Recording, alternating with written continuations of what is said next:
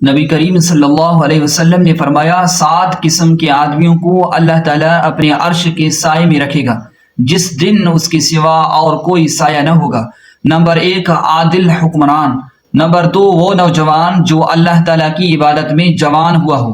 Number 3 وہ شخص جس کا دل ہر وقت مسجد میں لگا رہے۔ نمبر 4 2 ایسے شخص جو اللہ کے لیے محبت رکھتے ہیں، اسی پر وہ جمع ہوئے اور اسی پر جدا ہوئے۔ نمبر 5 اور وہ شخص جو اللہ کو تنہائی میں یاد کرے اور اس کی آنکھیں آنسوؤں سے بہنے لگ جائیں۔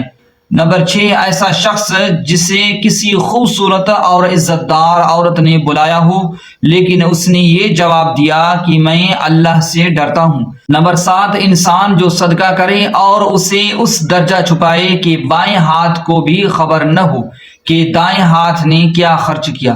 السلام علیکم۔